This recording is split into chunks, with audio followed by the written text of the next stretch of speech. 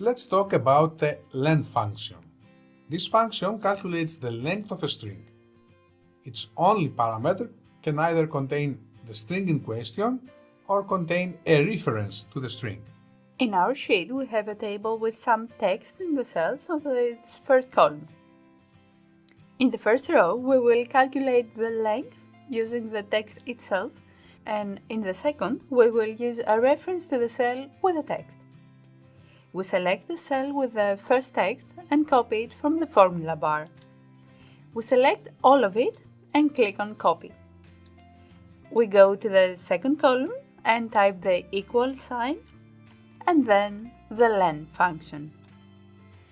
Inside the parentheses, we add double quotes and paste the text we had copied. We hit Enter, and here's the result.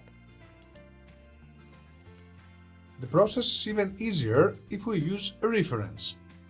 Again, in cell B3, we type the equal sign, the name of the function, open the parentheses, and inside we select the reference of cell A3.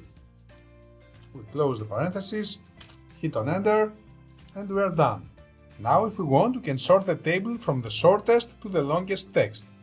We click on the column with the lengths and sort it from smallest to largest.